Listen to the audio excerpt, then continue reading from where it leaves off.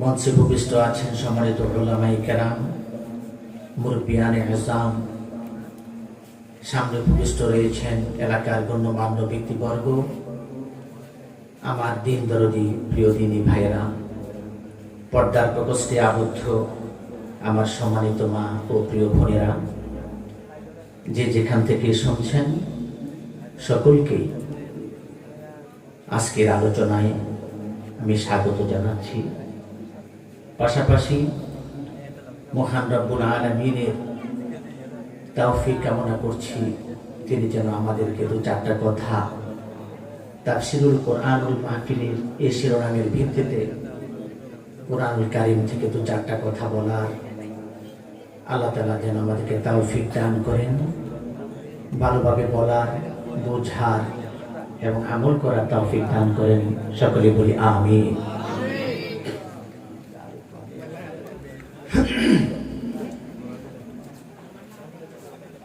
প্রিয় ভাইরা, সম্ভবত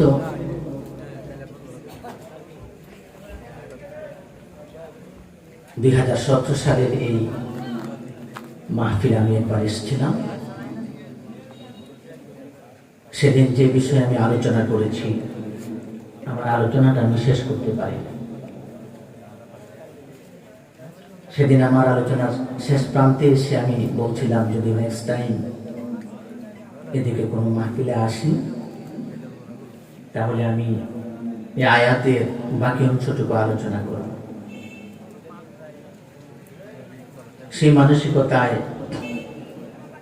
আমি সেদিনকার আয়াতে কারিমা আজকেও আবার উপস্থাপন করেছি। আপনাদের মনে পড়ে কিনা জানি না, আমি চেষ্টা করব সেভাবে কথা বলার জন্য, যেটা আগের কথার সাথে মিলে আমরা পরবর্তী কথাগুলো আলোচনায় আনতে পারি।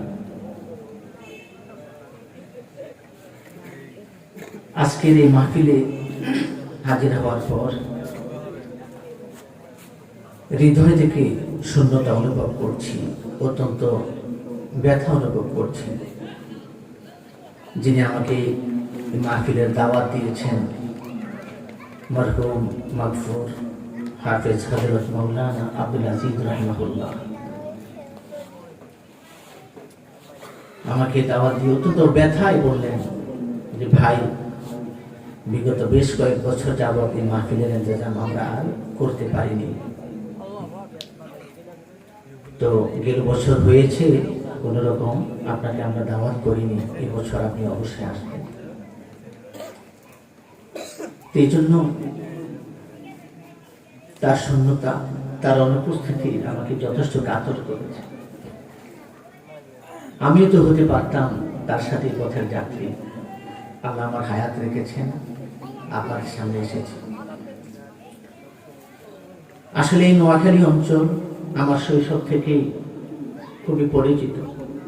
অনেকগুলো স্মৃতি এই নোয়াখালীর মাটির সাথে আমার গেঁথে আছে। আপনারা চিনবেন, বেগমগঞ্জের মীর ওয়ারিসপুর হুসাইনিয়া মাদ্রাসার ছাত্র ছিলাম আমি এক সময়। এরপরে আমানতপুর ইসলামিয়া মাদ্রাসার ছাত্র ছিলাম সেই 90 দশকের শুরুর দিকে। এছাড়াও আমি আপনাদের এই সোনাইমুড়ি উপজেলা পরিষদ জামে মসজিদের জুমার খুতবা দেওয়ার জন্য প্রতি শুক্রবারে আসি। আল্লাহ তাআলা আমাকে আনেন। এই জন্য আমি আপনাদের দূরের কেউ নয়, খুব কাছের মানুষ। নোয়াখালীর ভাত আমার পেটে আছে, সেই 90 সালের শুরু থেকে আছে। আপনারা আমার খুব কাছের মানুষ, ঘনিষ্ঠ মানুষ। মীর ওয়ারিসপুর হুসাইনিয়া মাদ্রাসার উস্তাদ, অত্যন্ত কঠোর প্রশাসনের অধিকারী ছিলেন হাফেজ মাওলানা মুস্তাফিজুর রহমান রাহিমাহুল্লাহ। আমরা হাফেজ সাহেব হুজুর বলতাম, তিনিও দুনিয়াতে নাই। আমানতপুর ইসলামিয়া মাদ্রাসার মাওলানা মমিনুল্লাহ সাহেব রাহিমাহুল্লাহ, তিনিও দুনিয়াতে নাই। ওনারা আমার উস্তাদ। এই জন্য ছাত্র জীবন থেকে আপনাদের সাথে যেহেতু গেঁথে আছি, সেই হিসাবে আপনাদের মন, আপনাদের মান, আপনাদের মেজাজ, সময়ের প্রয়োজন সবকিছুকে সামনে রেখে আমি তো চারটা কথা তুলে ধরার চেষ্টা করব। আমি যে আয়াত আপনাদের সামনে উপস্থাপন করেছি, এই আয়াত হলো সূরাতুন নাহল এর 90 নম্বর আয়াত। এই আয়াত আপনারা প্রায় জুমাতে শুনে থাকেন, মসজিদের ইমাম সাহেব খুতবায় এই আয়াত তেলাওয়াত করেন। আপনারা যদি লক্ষ্য করেন, আমি আবার পড়ছি, ইন্নাল্লাহা ইয়া'মুরু বিল আদলি ওয়াল ইহসান ওয়া ইতা'i যিল কুরবা ওয়া ইয়ানহা আনিল ফাহশাই ওয়াল মুনকার ওয়াল বাগই ইয়া'iযুকুম লা'আল্লাকুম তাযাক্কারুন। কি আপনাদের মনে পড়ে? খুতবায় শুনেছেন, মনে পড়ে? আমার কথার একটু আওয়াজ দিবেন। এই ওয়াজ করা আমার পেশা নয়, আমি শিক্ষক মানুষ। হয়তো আপনারা আমার ছাত্র না, আপনারা আমার ভাই। যেহেতু আমি শিক্ষক মানুষ, একটা শিক্ষক সুলভ আচরণ আমার মধ্যে থাকতে পারে। আমি আপনাদেরকে কথা জিজ্ঞেস করি, কষ্ট হলেও আপনারা একটু জবাব দিবেন, ঠিক আছে কথা? ইনশাআল্লাহ। তো এই আয়াত শোনার পরে আপনাদের কাছে মনে পড়ে না যে আপনারা অনেকবার শুনেছেন? আচ্ছা, এই আয়াতে আল্লাহ তাআলা কি বলেছেন? আর আপনারা মসজিদের খুতবায় নিয়মিত শোনেন, কখনো কি নিজেকে জিজ্ঞেস করেছেন যে আয়াত মসজিদের খুতবা ইমাম সাহেব প্রতি জুমায় পড়ে কেন? খুতবার সাথে এই আয়াতের সম্পর্ক কি? কোরআনে আরো কত শত আয়াত আছে, অন্য আয়াতও পড়ে, কিন্তু এই আয়াতও পড়ে। আপনার বয়স যদি 60 বছর হয়, আপনি যদি বছরে একবারও জুমার নামাজ পড়ে থাকেন, গড়ে আপনি অন্তত 60 বছর বয়সে আপনি 60 বার শুনেছেন এই আয়াত। বছরে 52টা জুমা, যদি কোনো জুমা আপনার মিস না হয়, তাহলে বছরে আপনি 52 বার জুমার নামাজ পড়েন। কখনো কি জীবনের হিসাব নিকাশ করে দেখেছেন? আমার জীবনে যতবার খুতবা শুনলাম, ইন্নাল্লাহা ইয়া'মুরু বিল আদলি ওয়াল ইহসান, এই আয়াত শুনলাম, নিজের বিবেককে কখনো কি জিজ্ঞেস করেছেন এই আয়াত কেন ইমাম সাহেব মসজিদের জুমায় মিম্বরে পাঠ করে? প্রতি জুমায় এই আয়াতের সাথে সম্পৃক্ততা কি? জুমার খুতবায় এই আয়াতকে সংযোজন করে দিলেন। কখনো চিন্তা করেছেন? করেন নাই। প্রিয় ভাইয়েরা, খলিফা ওমর ইবনে আব্দুল আজিজ রাহিমাহুল্লাহ প্রায় অর্ধ দুনিয়ার প্রেসিডেন্ট ছিলেন। তিনি খলিফা নিযুক্ত হয়েছেন। তিনি এমন এক শাসক ছিলেন, ন্যায় প্রতিষ্ঠায় তিনি ছিলেন আপোষহীন। খলিফা ওমর ইবনে আব্দুল আজিজের শাসনামলে ন্যায় বিচার এমন ভাবে, ইনসাফ এমন ভাবে প্রতিষ্ঠিত ছিল, একই মাঠে বাঘ আর বকরি চড়ে বেড়াতো। বাঘ কখনো বকরির উপর হামলা করতো না, আক্রমণ করতো না। বাঘ জানে যে বকরির উপর যদি আমি হামলা করি, আক্রমণ করি, তাহলে খলিফার এই ভূপৃষ্ঠে আমার জায়গা হবে না।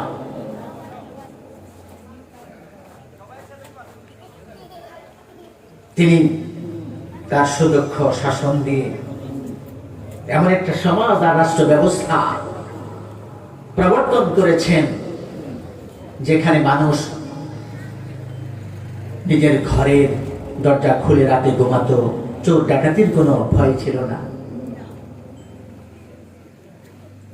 রাতের অমাবস্যার অন্ধকারে সুন্দরী রমণীরা দেশের এক প্রান্ত থেকে অন্য প্রান্তে পাড়ি জমাতো। তাদের ইজ্জত এবং সম্ভ্রমহানির কোনো আশঙ্কা ছিল না। এমন একটা রাষ্ট্র ব্যবস্থা তিনি প্রবর্তন করেছেন। খলিফা ওমর ইবনে আব্দুল আজিজ রাহিমাহুল্লাহ তিনি তার শাসনামলে এই আয়াতটাকে মসজিদের খুতবায় সংযোজন করে দিলেন। খতিবদেরকে বললেন, আপনারা এই আয়াত খুতবায় সংযোজন করবেন। কেন করলেন? এই আয়াতে আল্লাহ তাআলা কি বলেছেন, কি জানতে চান? যাদের বয়স 40 বছর হলো, 50 বছর হলো, 60 বছর হলো, এই আয়াতের অর্থ জানলেন না, আজকে শিখে যাবেন তো ইনশাআল্লাহ। কে কে রাজি আছে? হাত দেখায়।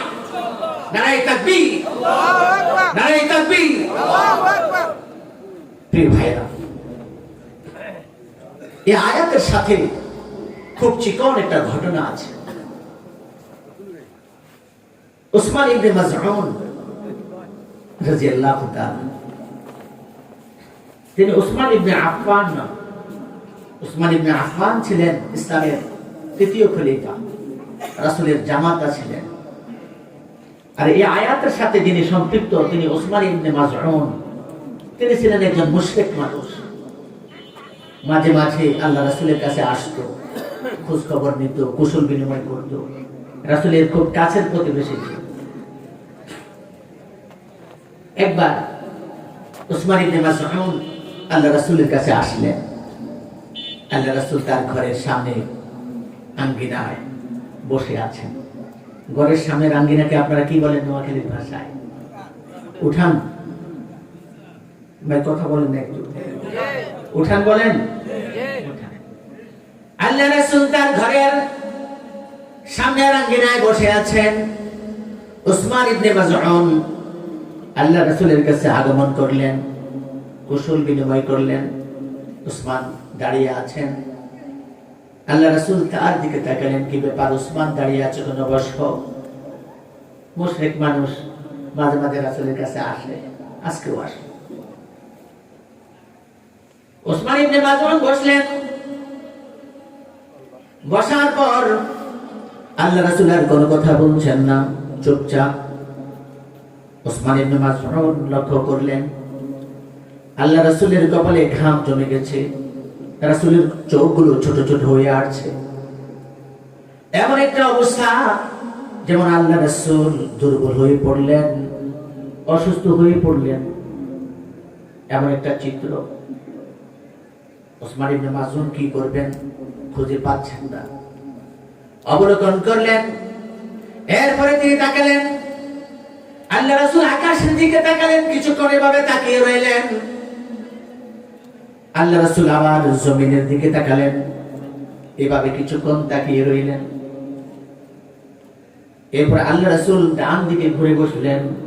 এমন একটা অবস্থা যেন আল্লাহ রাসূলকে কেউ কোনো একটা বিষয় বুঝিয়ে দিচ্ছিলেন, অথবা আল্লাহ রাসূল কারো কাছ থেকে কোনো একটা বিষয় বুঝে নিচ্ছিলেন, এমন একটা চিত্র। এভাবে বেশ কিছু সময় চলে যায়। এরপরে আল্লাহ রাসূল আবার আকাশের দিকে তাকালেন, কিছুক্ষণ তাকিয়ে রইলেন, আবার জমিনের দিকে তাকালেন, কিছুক্ষণ তাকিয়ে রইলেন।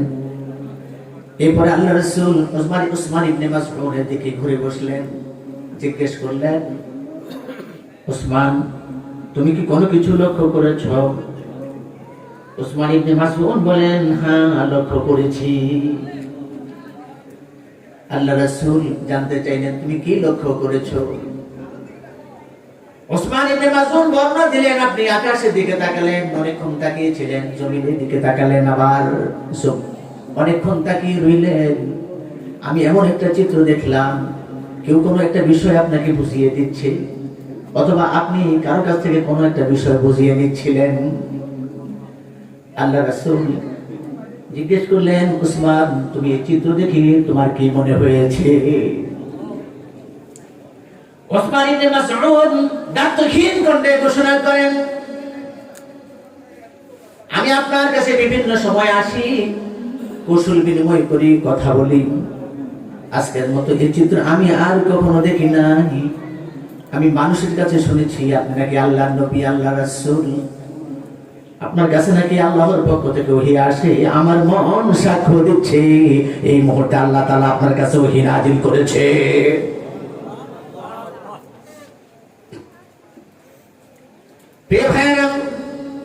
আল্লাহ রাসূল সায় দিয়ে বলেন, হ্যাঁ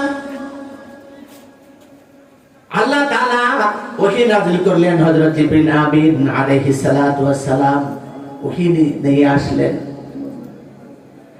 উসমান ইবনে মাসউদ অত্যন্ত বিনয়ের স্বরে বলেন, ওগো আল্লাহর নবী, আমি তো মুশরিক, আমি তো কাফের, আমি তো বেঈমান, আমি কি শুনতে পারবো এই মুহূর্তে আপনার রব আপনার কাছে কি ওহী নাযিল করেছে? আল্লাহু আকবার।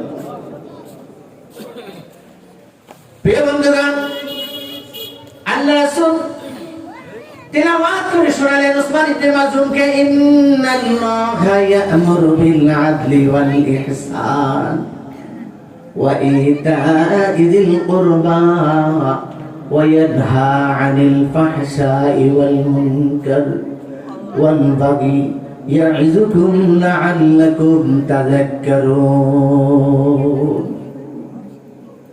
উসমান ইবনে মাযউন চিৎকার করে বলে, আল্লাহু আকবার, আল্লাহর কসম করে বলছি, আল্লাহর কসম করে বলছি, এত সুন্দর কথা আমি আমার জীবনে আর কখনো শুনি নাই, এটা কোনো মানুষের কথা হতে পারে না।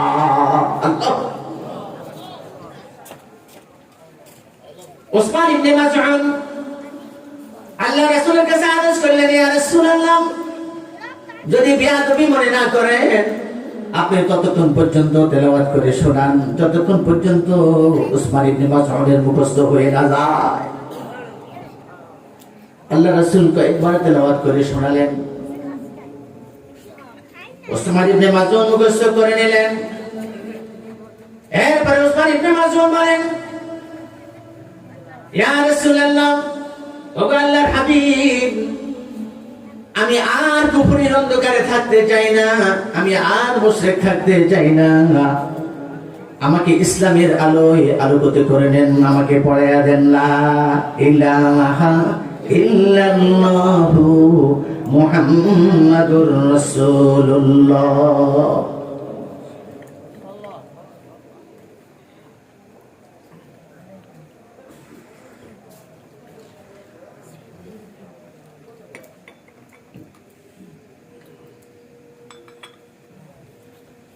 প্রিয় ভাইরা, উসমান ইবনে মাসউদ ইসলাম গ্রহণ করলেন। তাহলে উসমান ইবনে মাসউদ কসম করে বললেন, এত সুন্দর কথা জীবনে কখনো শুনি নাই, এটা কোনো মানুষের কথা হতে পারে না।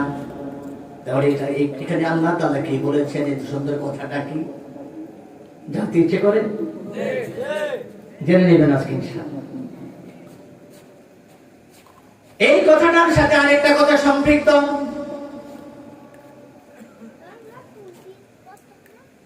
আব্দুল মালিক ইবনে উমাইর রাদিয়াল্লাহু তাআলা থেকে বর্ণিত, তিনি বলেন, আরবের এক প্রভাবশালী নেতা ছিল আকসাম ইবনে সাইফি। অত্যন্ত প্রভাবশালী ব্যক্তি ছিলেন, অত্যন্ত ভদ্র মানুষ ছিলেন। তিনি একবার তার এলাকার গোত্রের মানুষদেরকে ডাকালেন। ডাকানোর পর তিনি বললেন, ও আমার কওমের লোকেরা, আমি তোমাদের সাথে রাজনীতি করি, সমাজ চালাই, রাষ্ট্র চালাই, আমি তোমাদের গোত্রের নেতা, তোমাদের সাথে সলা পরামর্শ ছাড়া আমি কোনো কাজ করি না। আজকে তোমাদেরকে একটা পরামর্শের জন্য আমি ডাকলাম। আমি খবর শুনতে পেরেছি নবী মুহাম্মদের আগমন ঘটেছে। তিনি কি বলতে চান, সমাজ এবং রাষ্ট্র ব্যবস্থায় তিনি কি করতে চান, আমার একটা আকুতি আমি শুনতে চাই, দেখতে চাই, বলতে চাই, আমি তার কাছে যেতে চাই। আমি তোমাদের পরামর্শ ছাড়া কোনো কাজ করি না।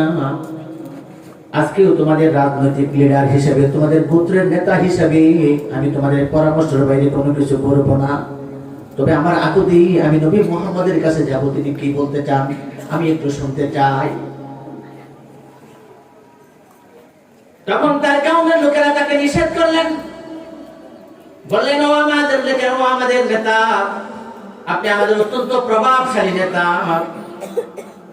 অত্যন্ত সম্মানী মানুষ, আপনি মোল্লা মুর্শিদ দরবারে যাবেন, এটা হয় না, বেমানান। বরং আপনি বললেন নবী মুহাম্মদকে আপনার সামনে আমরা হাজির করতে পারি। নাউজুবিল্লাহ। কয় না, ঠিক আছে, আমি তোমাদের পরামর্শ মেনে নিলাম, আমি যাব না, তবে তোমরা আমার একটা কথা রাখো। কি কথা? তোমরা আমাকে দুইজন লোক দাও, আসসাম ইবনে সাইফের পক্ষ থেকে দূত হিসাবে নবী মুহাম্মদের কাছে যাবে। আমার 3টা প্রশ্ন আছে, এই 3টা প্রশ্নের উত্তর আমি জেনে নিতে চাই। যথারীতি 2টা লোককে হাজির করা হলো, তাদেরকে 3টা কথা শিখিয়ে দিলেন, 3টা প্রশ্ন। তারা নবী মুহাম্মদুর রাসূলুল্লাহ সাল্লাল্লাহু আলাইহি ওয়াসাল্লামের দরবারে আগমন করলেন। দ্বীনের নবী, মায়ার নবী, মুহাব্বতের নবী, মানব দরদী নবী মেহমানদেরকে পেয়ে তার সামর্থ্যের আলোকে তাদেরকে মেহমানদারি করলেন, অভ্যর্থনা জানালেন। তারা বলল, আমরা আমাদের পুত্রের নেতা আকসাম ইবনে সাইফের পক্ষ থেকে আপনার কাছে প্রেরিত হয়েছি। আমাদের নেতার পক্ষ থেকে 3টা প্রশ্ন আছে। আল্লাহ রাসূল জানতে চাইলেন, তোমাদের কি কথা বলো? প্রথম প্রশ্নই করলেন যে আপনি কে? আল্লাহ রাসূল সাদা সিধে জবাব দিলেন, আমি আব্দুল্লাহর ছেলে মুহাম্মদ। তারা অবাক হলো, কত প্রভাবশালী ফ্যামিলির ছেলে, আল কুরাইশি আল কাদেরি, কোনো কিছুই বলল না, এই কথাটাও বলল না আমি বাইতুল্লাহর মুতাওয়াল্লি আব্দুল মুত্তালিবের নাতি, এই কথাটা পর্যন্ত বলে নাই। তারা অবাক। এরপরে প্রশ্ন করলো, আপনি কি? একদম সাদামাটা আল্লাহ রাসূল জবাব দিলেন, আনা মুহাম্মাদুর রাসূলুল্লাহ, আনা খাতামুন নবিয়্যিন, লা নবিয়্যা বা'দি। আমি আল্লাহ রাসূল মুহাম্মদ, আমি শেষ, আমি আল্লাহ রাসূল, আমি শেষ নবী, আমার পরে আর কোন নবী আসবে না। 3য় প্রশ্ন তারা ছুড়ে দিলেন, বলেন যে সমাজ এবং রাষ্ট্র ব্যবস্থায় আপনি কি করতে চান, আপনার বক্তব্যটা কি? আল্লাহ রাসূল বললেন, আমার কোনো বক্তব্য নাই, তবে যদি তোমরা শুনতে চাও তাহলে আমি আমার রবের একটা বক্তব্য তোমাদেরকে শোনাইয়া দিতে চাই। কি বক্তব্য দিছে শুনবেন? আল্লাহ রাসূল শুনালেন, ইন্নাল্লাহা ইয়া'মুরু বিল আদলি ওয়াল ইহসান ওয়া ইতা'i যিল কুরবা ওয়া ইয়ানহা 'আনিল ফাহশা'i ওয়াল মুনকার ওয়াল বাগি ইয়া'যুকুম লা'আল্লাকুম তাযাক্কারুন।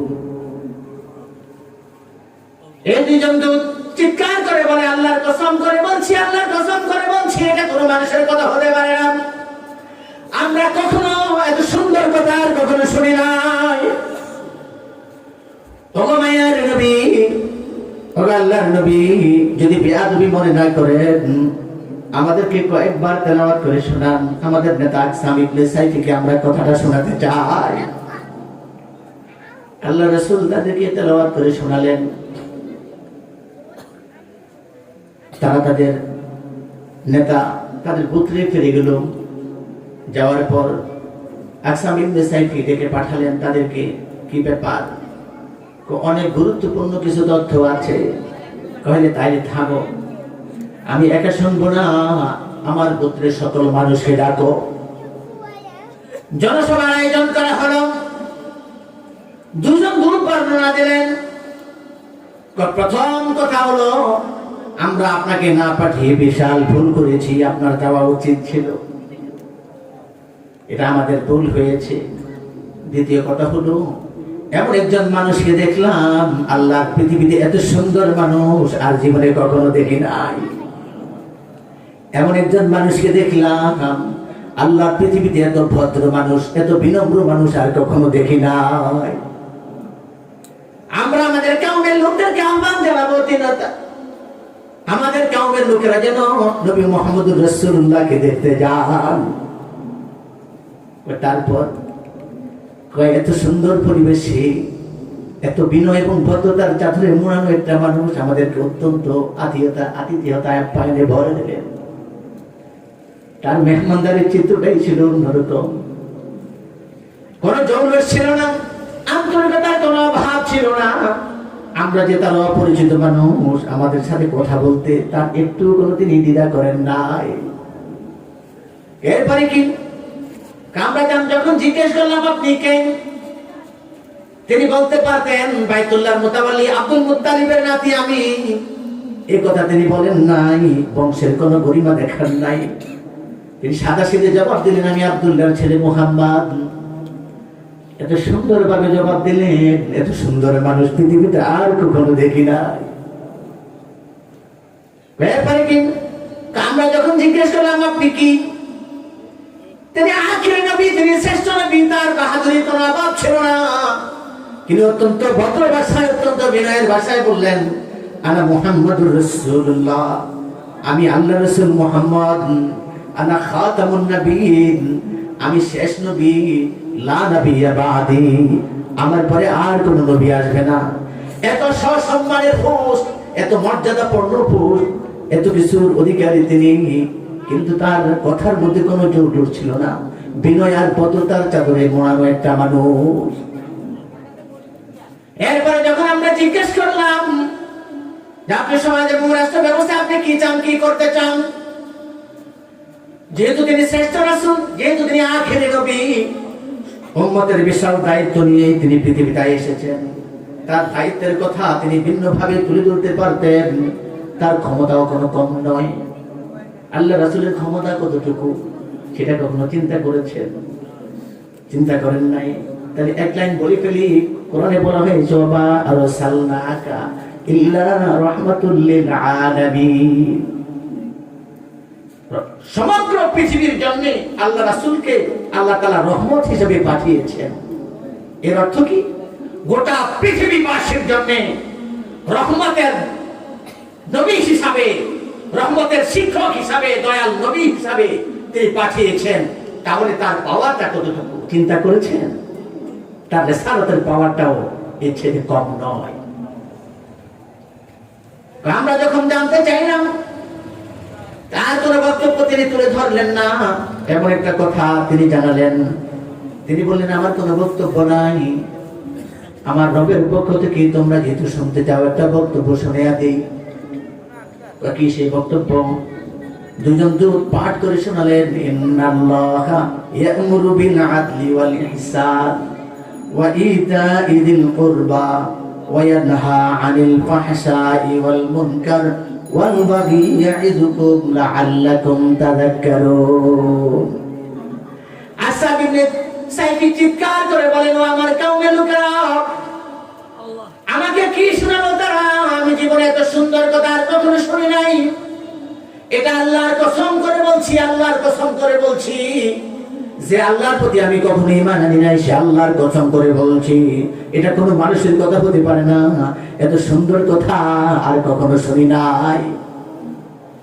এরপর আসহাব ইবনে সাইফি তার কওমের লোকদের উদ্দেশ্যে একটা ভাষণ দিলেন।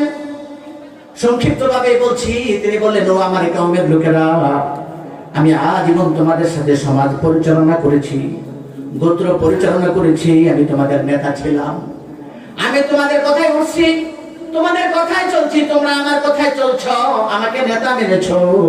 তোমরা ইসলামে অগ্রগামী হও, তোমরা ইসলামে অগ্রগামী হও, তোমরা ইসলামকে গ্রহণ করো, তাহলে তোমরা সমাজের নেতৃত্ব পাবে, রাষ্ট্রের নেতৃত্ব পাবে, মানুষের গোলামি করে চলতে হবে না।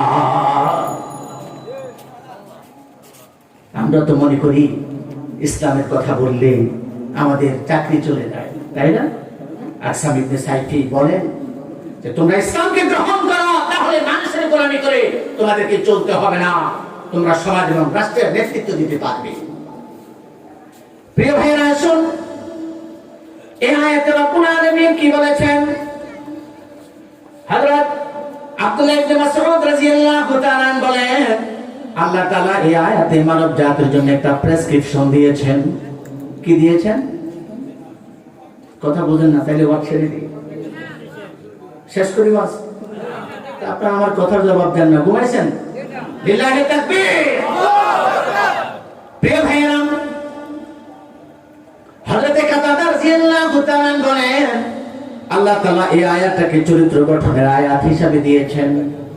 হযরত ইবনে মাসউদ রাদিয়াল্লাহু তাআলা বলেছেন, আল্লাহ তাআলা এই আয়াতকে মানব জাতির জন্য একটা প্রেসক্রিপশন স্বরূপ দিয়েছেন। কি দিয়েছেন? প্রেসক্রিপশন। প্রেসক্রিপশন কি চেনেন আপনারা? চেনেন না? মাশাআল্লাহ, একজনে বলছে চেনেন না। প্রেসক্রিপশন তো আপনারা চেনেন, তাহলে কথা জবাব দেন না কেন ভাই? কথা একটু জবাব দিয়েন, তাইলে আমি বুঝবো আপনারা আমার কথা বোঝেন। প্রেসক্রিপশন ডাক্তারের কাছে আপনারা যান, ডাক্তারের কাছে 1000-1200 টাকা দিয়ে রোগীর অবস্থা বর্ণনা দিয়ে একটা লিখিত কাগজ নিয়ে আসেন, তাই না? আনেন কিনা? এই লিখিত কাগজের মধ্যে দুইটা পার্ট। কয়টা পার্ট? দুইটা পার্ট। একটা পার্ট হলো উপদেশ আর একটা পার্ট হলো আদেশ। উপদেশগুলো মানে এটা করবে না, এটা করবে না, এটা করবে না, এটা করবে না, এটা করবে না, এভাবে করো, এভাবে করো, এভাবে করো, এগুলো উপদেশ।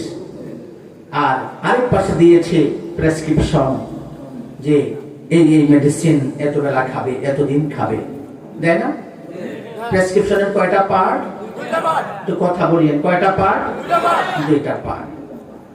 তো একটা প্রেসক্রিপশনে যখন কোন অসুস্থ রোগীকে ডাক্তার দেখায়, দেখানোর পর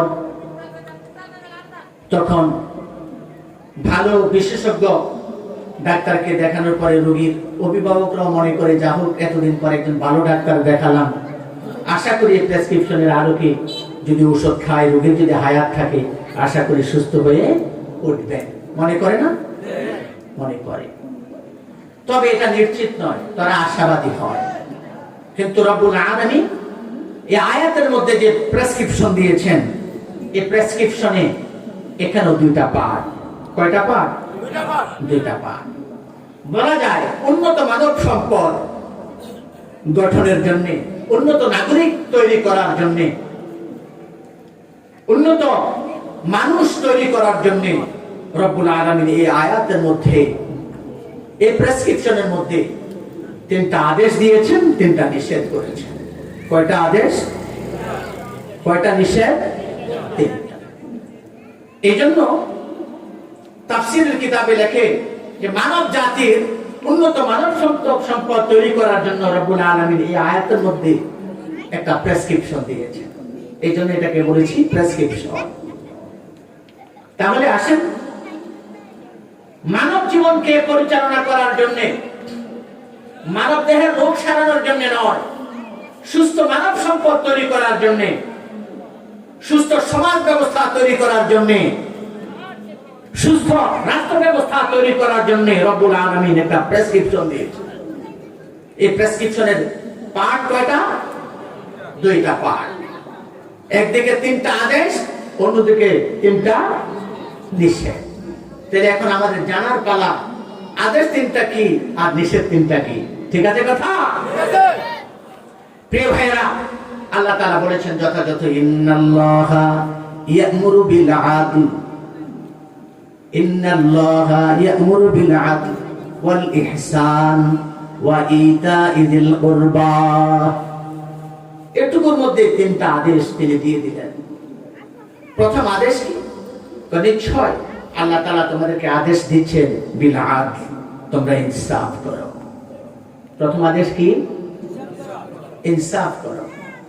আদালত, আদালত তো আপনারা চেনেন, কোর্ট কাছারি আদালত আছে না নেই?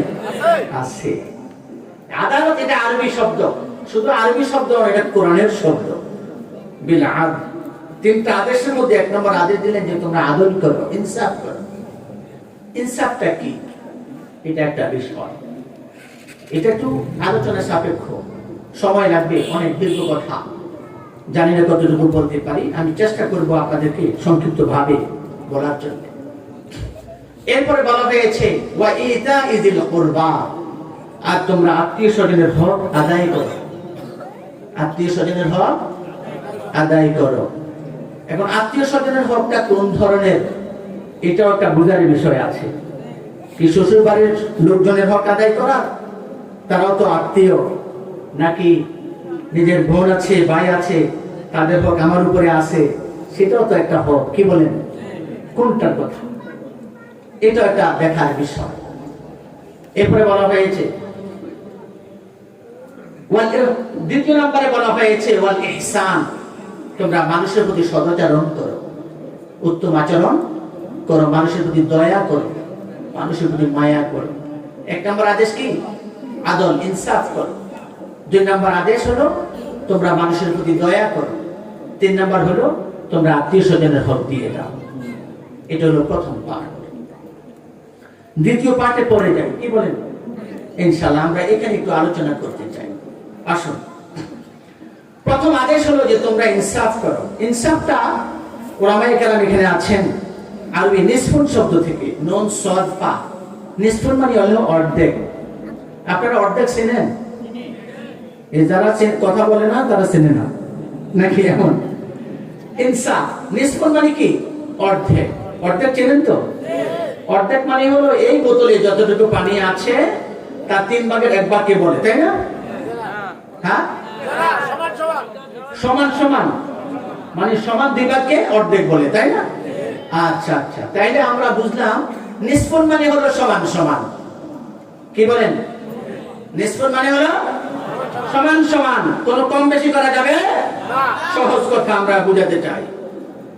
তাহলে ইসলামের বিরুদ্ধে যারা বিখাউজ আছে, একজনে বলল যে সূরা নহলের এই আয়াতের মধ্যে 3টা আদেশ দিলাম, একটা আদেশের নাম হলো আদল ইনসাফ করো, কিন্তু আরেকটা কোরআনের আরেক জায়গায় আছে লিযাকারি মিসলু হাযিল উনসায়াইন,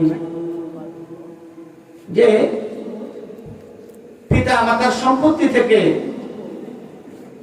2 পুত্র, 1 পুত্র যা পাবে 2 কন্যা তা পাবে। আছে না? মিসলু লিযাকারি মিসলু হাযিল উনসায়াইন। আয়াতটা আমি ওইভাবে বলতে পারছি না কথাটা, যাবো। অর্থাৎ 2 কন্যা সন্তান যা পাবে 1 পুত্র সন্তান তা পাবে। তাহলে ওখানে বললো আদল করো, ইনসাফ করো, আর এখানে যে নিজেই ছেলে আর মেয়েকে 2 নজরে দেখে, তো তোমার খোদার তো সব ঠিক নাই, নাউজুবিল্লাহ। এই ধরনের লোক আছে না নাই? কথা বলেন, আছে। এখানে এই কথাটা একটু আমাদের মা বোনরা একটু মনোযোগ সহকারে শোনেন, যেহেতু এখানে আপনাদের অধিকারের ব্যাপার।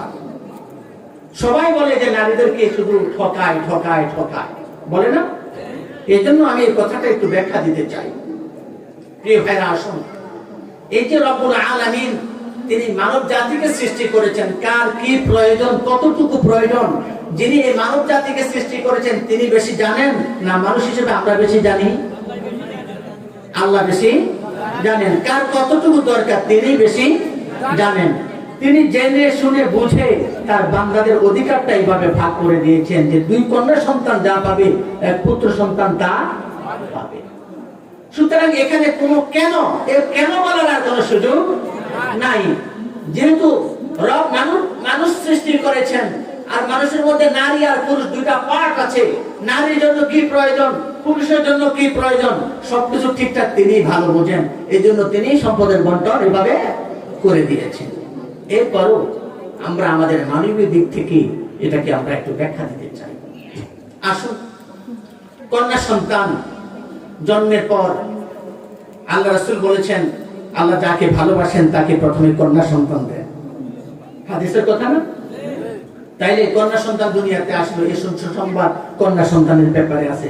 পুত্র সন্তানের ব্যাপারে এই ধরনের কোনো কথা নাই।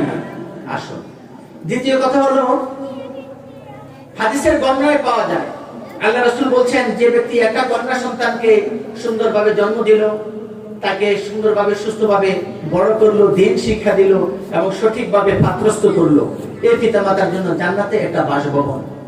সুবহানাল্লাহ, আগামী বছর। সুবহানাল্লাহ। আরেক সাহাবী বললেন, ইয়া রাসূলুল্লাহ, যদি কারো 2টা থাকে কন্যা সন্তান, তাহলে ওই পিতামাতার জন্য তাহলে 2টা বাসভবন জান্নাতে। সুবহানাল্লাহ। আরেক সাহাবী বললেন, ইয়া রাসূলুল্লাহ, যদি কারো 3টা কন্যা সন্তান থাকে তাহলে তার কি অবস্থা? রহমতের নবী, দয়ার নবী বললেন, ওই পিতামাতার জন্য জান্নাতে 3টা বাসভবন। আরেক সাহাবী বললেন, ইয়া রাসূলুল্লাহ, যদি কারো 10টা কন্যা সন্তান থাকে তাহলে তার কি অবস্থা? আল্লাহ রাসূল বলেন, ওই পিতামাতার জন্য জান্নাতে 10টা বাসভবন। সুবহানাল্লাহ।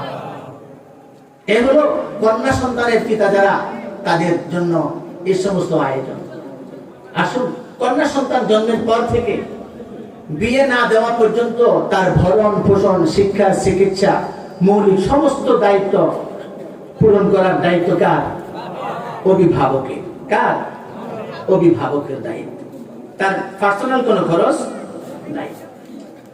যখন বিয়ে দেয় কন্যা সন্তানকে, তখন ইসলাম বলে, এই বেটা, এটা তোমার স্ত্রী, তার ভরণ পোষণ, ইজ্জত আবরু, খোর পোষ, নিরাপত্তা সবকিছুর দায়িত্ব তোমার। ব্যতিক্রম ঘটলে তুমি কিন্তু জাহান্নামে, তোমার শাস্তি হবে। আলটিমেটাম দিল কারে? স্বামী বেচারারে। তাহলে বৈবাহিক জীবনও একজন নারীর কোনো পার্সোনাল কোনো খরচ নাই। কন্যা সন্তান বৃদ্ধ হয়ে গেছে, কি হয়ে গেছে? বৃদ্ধ হয়ে গেছে।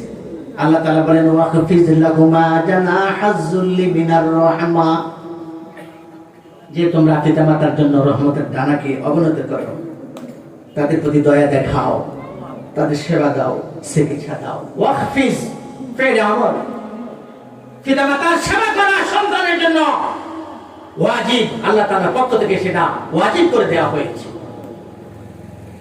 সুতরাং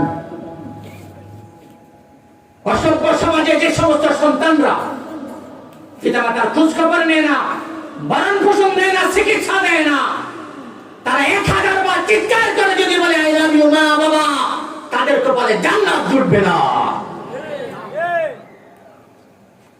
সেজদা দিতে দিতে, তাহাজ্জুদ পড়তে পড়তে যদি কোনো সন্তান কপালে দাগ লাগায় ফেলে আর মা বাবার সেবা করে নাই, যত্ন করে নাই, ওই সমস্ত সন্তানের জন্য জাহান্নাম অবধারিত। প্রিয় ভাইরা, সুতরাং জন্মের পর থেকে বিয়ে না হওয়া পর্যন্ত অভিভাবকের দায়িত্বে নারীর ভরণ পোষণ, বিয়ের পর স্বামীর দায়িত্বে, বার্ধক্যে সন্তানের দায়িত্বে নারীর সমস্ত ব্যয়ভার। নারীর কোনো খরচ আছে? কোনো খরচ নাই। সম্পদ পাইল কি কি? 1 নম্বর সম্পদ পাইল বাবার অংশ থেকে সিঙ্গেল পার্ট, মায়ের অংশ থেকে সিঙ্গেল পার্ট। কয় রকম হলো সম্পদ? 2 রকম। দেন মোহর পাইল আরেকটা সম্পদ। কয় রকম হলো? 3 রকম। এরপরে স্বামীর মৃত্যুতে স্বামীর সমস্ত সম্পদের 8 ভাগের 1 ভাগ মালিক হয় স্ত্রীরা। কয় রকম সম্পদ হলো? 4 রকম সম্পদ পাইয়া ফিক্সড ডিপোজিট লাইফ স্কিম হয়ে গেছে। শৈশব থেকে কৈশোর পর্যন্ত, কৈশোর থেকে যৌবন পর্যন্ত, বিয়ে না হওয়া পর্যন্ত পিতামাতার দায়িত্বে সমস্ত খরচ। এবারে বিয়ের পর স্বামীর দায়িত্বে সমস্ত খরচ, বার্ধক্যে সন্তানের দায়িত্বে সমস্ত খরচ।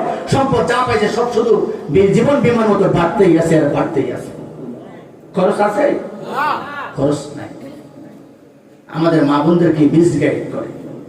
হ্যাঁ, আমাদের মা বোনদের যদি কোনো সম্পদ থাকে, তিনি তার ইচ্ছা মতো সেটা দান করতে পারেন, নিজের কাজে খরচ করতে পারেন, স্বামীর কাজে খরচ করতে পারেন, সন্তানের কাজে খরচ করতে পারেন, তবে তিনি বাধ্য নয়। খরচ করার জন্য তাকে বলাও যাবে না। কথা বুঝতে পেরেছেন? আজকে আমাদের মা বোনরা এই সমস্ত সম্পত্তি থেকে তাদেরকে পরিকল্পিতভাবে বঞ্চিত করা হয়। এই জন্য আসুন, সম্পদ পাইলে 4 রকম খরচ, কিন্তু শৈশব থেকে বার্ধক্য পর্যন্ত কোনো খরচ নাই। তিনি খরচ করলে এটা তার ব্যাপার, তাকে কেউ বাধ্য করতে পারবে। তাইলে আসেন, সিঙ্গেল পাইয়া হলো এই অবস্থা। অন্যদিকে পুত্র সন্তানকে দিল ডবল না? পুত্র সন্তান প্রাপ্ত বয়স্ক হওয়ার পর তার নিজের ভরণ পোষণ পিতামাতার উপর ওয়াজিব নয়। পুত্র সন্তান যদি প্রাপ্ত বয়স্ক হয়ে যায়, ওই সমস্ত পুত্র সন্তানকে ভরণ পোষণ দেওয়া পিতামাতার উপরে কি নয়? ওয়াজিব নয়। কিন্তু আমরা দিচ্ছি, সন্তানের প্রতি আমরা ইহসান করছি, তাই না? ইহসান করছি, ওয়াজিব না। তাহলে পুত্র সন্তান প্রাপ্ত বয়স্ক হওয়ার পর নিজের ভরণ পোষণের দায়িত্ব নিজের উপর, দায়িত্ব হলো একটা। এরপরে যদি বিয়ে করে, স্ত্রীর ভরণ পোষণ দেওয়ার দায়িত্ব তার উপর। দায়িত্ব কয়টা হলো? বলেন কয়টা? যদি সন্তান হয়, সন্তানের ভরণ পোষণ দেওয়ার দায়িত্ব কার? তার উপর। দায়িত্ব কয়টা হলো? 3টা। এরপরে যদি বৃদ্ধ পিতা মাতা থাকে, তাকে দেখাশোনা করে কে? শ্বশুর বাড়ি থেকে আইসা মেয়েরা দেখাশোনা করে? বিধান নাই, পুত্র সন্তান করে। দায়িত্ব কয়টা হলো? 4টা। মায়ের দিকে, বাবার দিকে সমস্ত আত্মীয় স্বজনের খোঁজ খবর নেওয়ার দায়িত্ব পুত্র সন্তানের উপর। দায়িত্ব কয়টা হলো? ডবল পাইয়া জবর হইয়া গেল, সিঙ্গেল পাইয়া লাইফ ইন্স্যুরেন্স পাইয়া গেল। আর তারা আমাদেরকে দেখায় যে নারীদেরকে আমরা নাকি ঠকাই। কথা বুঝতে পেরেছেন? এখন বলেন, আল্লাহ তাআলা নারীদেরকে বঞ্চিত করেছে না সমান অধিকার দিয়েছে না অগ্রাধিকার দিয়েছে? নারীদেরকে রব্বুল আলামিন সমান অধিকার দিয়েছে না অগ্রাধিকার দিয়েছে? অগ্রাধিকার দিয়েছে। কোরআন বোঝে না, কোরআন না বোঝার কারণে আজকে মঞ্চে ময়দানে যে কোনো জায়গায় কোরআনের বিরুদ্ধে কথা বলে, অথচ তার বাপদাদা 14 গোষ্ঠীর মুসলমান। এরকম লোক আছে না? নাই? আছে। এগুলো আল কোরআনের কথা। এগুলো কার কথা? আল কোরআনের কথা। যিনি মানুষ তৈরি করেছেন, মানুষের জন্য তিনি একটা গাইডলাইন দিয়েছেন, এটার নাম আল কোরআন। এটার নাম কি? আল কোরআন। সুতরাং কেউ যদি বলে যে সূরা নহলের প্রথম আদেশ দিয়েছি ইনসাফ করো, আবার আরেক আয়াতে তো বলছে ছেলে যা পাবে তার অর্ধেক পাবে, মেয়ে, ইনসাফ কোথায় হলো? যুক্তি আছে? যুক্তি আছে, মুক্তি নাই। যুক্তি আছে কিন্তু মুক্তি কোরআন বোঝে না, কোরআন বোঝে না। এই কারণে আমরা আমাদের স্বাভাবিক জীবন থেকে আমরা দূরে সরে পড়ছি। প্রিয় ভাইরা, আসুন ইনসাফ, ইনসাফটা মানুষ দুই কারণে ইনসাফ করতে পারে না। কয় কারণে? দুই কারণে মানুষ ইনসাফ করতে পারে না। একটা কারণ হলো মুহাব্বত বা ভালোবাসা। ভালোবাসার কারণে মানুষ ইনসাফ করতে পারে না। সেটা কি? একটা উদাহরণ দিলে আপনি বুঝতে পারবেন। কুরাইশ বংশের ফাতেমা নামে এক ভদ্র মহিলা সাক্ষ্য প্রমাণে চোর সাব্যস্ত হলো। ইসলামের আদালত রায় দিল যে তার হাত কেটে দাও। কুরাইশ বংশ অত্যন্ত নামি দামি বংশ। এখন এই ব্যক্তিকে যদি হাত কেটে দেন, তাহলে গোটা আরব জাহানে কুরাইশ বংশের মধ্যে একটা দাগ লেগে যায়। রাসূলের পালক পুত্রের ছেলে আব্দুল্লাহকে ম্যানেজ করলো যে তুমি তোমার নানাকে বলো এই মহিলাকে কি ক্ষমা করা যায় না। তখন এই আব্দুল্লাহ রাসূলের কোলে উঠে বলল যে না না না, একটা কথা আছে। কি কথা? এই মহিলাকে কি ক্ষমা করা যায় না? আল্লাহ রাসূল বুঝে ফেললেন এটা আব্দুল্লাহর কথা নয়, কেউ না কেউ তাকে এটা শিখিয়ে দিয়েছে আমার কাছে বোঝানোর জন্য। আল্লাহ রাসূল ডাকতে গিয়ে কণ্ঠে ঘোষণা দিলেন, ও আমার কওমের লোকেরা, ও আমার সাহাবীরা, তোমরা জেনে রাখো আজকের আদালত যদি আমার মেয়ে ফাতেমার নামে এ রায় দিত, তাহলে আমি নবী মুহাম্মদুর রাসূলুল্লাহ নিজ হাতে তার হাত কেটে দিতাম। প্রিয় ভাইরা, মুহাব্বত আর ভালোবাসার কারণে ইনসাফ করা যায় না, সুবিচার করা যায় না। যখন চোর সাব্যস্ত হয়, দুর্নীতিবাজ সাব্যস্ত হয়, অপরাধী সাব্যস্ত হয়, তখন চিন্তা করে মামু খালু ক্ষমতার কারণে চিন্তা করে লোকটা তো আমার দলের লোক, এই লোকটা তো আমার কাছের বন্ধু, এই লোকটা তো আমার আত্মীয় স্বজন, সে আমার কথা মতো চলে, সে তাকে দিয়ে আমার অনেক কিছু ঘটে, সুতরাং তাকে তো আমি এই বিচার করতে পারি না। তখন মুহাব্বত আর ভালোবাসার কারণে ন্যায় বিচার করা যায় না, সুবিচার করা যায় না, অপরাধী পার পেয়ে যায় মামু খালু ক্ষমতার কারণে। অন্যদিকে ঘৃণার কারণেও মানুষ সুবিচার করতে পারে না। সে আমার দলের লোক নয়, আমার মতের লোক নয়, আমার কাছের মানুষ নয়, সে আমার কথা শুনে না, আমি তাকে অপছন্দ করি, তাকে আমি ঘৃণা করি। এই কারণে সে যতই নিরপরাধী হোক, আমি তাকে অপছন্দ করি, ঘৃণা করি, এই জন্য তাকে হামলা মামলায় বিভিন্ন ভাবে আমি তাকে বঞ্চিত করি, তার ব্যাপারে আমি সুবিচার করতে পারি না। অথচ রব্বুল আলামিন আদেশ দিয়েছেন যে তোমরা কি গরিব কি ধনী, কি স্বাভাবিক অবস্থা কি দুরবস্থা, কি চাই তোমাদের মা বাবার ব্যাপারে হোক, তোমাদের আত্মীয় স্বজনের ব্যাপারে হোক, তোমাদের বন্ধু বান্ধবের ব্যাপারে হোক, তোমরা সুবিচারের সাক্ষ্য দানকারী হও, সুবিচার প্রতিষ্ঠা করো। রব্বুল আলামিন এভাবেই তিনি কি করেছেন? আদেশ দিয়েছেন। আর এইভাবে বলেছেন ইন্নাল্লাহা ইয়ামুরু বিল আদল, তোমরা ইনসাফ করো, আদালত কায়েম করো। প্রিয় ভাইরা, রাশিয়া আমেরিকা বলেন, জর্ডান আর সিরিয়া বলেন, ইন্ডিয়া আর বাংলাদেশ বলেন, পাকিস্তান বলেন, যে রাষ্ট্রের কথাই বলেন, আমাদের রাষ্ট্রীয় জীবন বলেন আর সমাজ জীবন বলেন, যে জীবনের কথাই আনুন না কেন, শুধু সুবিচার না থাকার কারণে এক রাষ্ট্রের উপর আরেক রাষ্ট্র জুলুম করে, এক সমাজ আরেক সমাজের উপরে জুলুম করে, এক দল আরেক দলের উপরে জুলুম করে, এক ব্যক্তি আরেক ব্যক্তির উপরে জুলুম করে, স্বামী হয়ে স্ত্রীর উপরে জুলুম করে, স্ত্রী হয়ে স্বামীর উপরে জুলুম করে, ভাই হয়ে ভাইয়ের উপরে জুলুম করে, বোন হয়ে বোনের উপরে জুলুম করে। কারণ একটাই সমাজ এবং রাষ্ট্র ব্যবস্থায় সুবিচার নাই, সুবিচার নাই। আপনাদেরকে ছোট্ট একটা কথা জিজ্ঞেস করতে চাই, যদি বলেন জবাব দিবেন। আমাদের সমাজে চুরি করে এমন ব্যক্তি, এমন মানুষের সংখ্যা বেশি, নাকি চুরি করে না এমন মানুষের সংখ্যা বেশি? জি, মানে চুরি করে না এ লোকের সংখ্যা বেশি, নাকি চুরি করে এ ধরনের লোকের সংখ্যা বেশি? চুরি করে না এ ধরনের লোকের সংখ্যা বেশি। তাই বোঝা যায় চোরের সংখ্যা কম। কি বলেন? 100% কম। আচ্ছা, আমাদের এই সমাজে ডাকাতি করে যারা, ডাকাতের সংখ্যা বেশি নাকি ভালো মানুষের সংখ্যা বেশি? ভালো মানুষের সংখ্যা বেশি। দুর্নীতিবাজের সংখ্যা বেশি নাকি ভালো মানুষের সংখ্যা বেশি? ভালো মানুষের সংখ্যা বেশি। আমি আর টানবো না। তাহলে আমরা তিনটা ভাগ করলাম, চোর, দুর্নীতিবাজ, ডাকাত। এই তিন শ্রেণীর মানুষ, এদের সংখ্যাটা কি? কম। এদের সংখ্যা কম। এরপরেও সমাজ থেকে চুরি উৎখাত হয় না কেন? ডাকাতি উৎখাত হয় না কেন? দুর্নীতি বন্ধ হয় না কেন? এত ভালো মানুষ থাকতে। আপনি ভালো মানুষ, হ্যাঁ? চোরে চুরি করে আপনি তামাশা দেখেন, চোর ধরেন না। ডাকাতি করে আপনি তামাশা দেখেন, ডাকাতি প্রতিরোধ করেন না। দুর্নীতিবাজ দুর্নীতি করে আপনি দেখেও না দেখার ভান করেন। তাহলে আপনি ভালো মানুষ? প্রিয় ভাইয়েরা, মনে রাগ নিবেন না।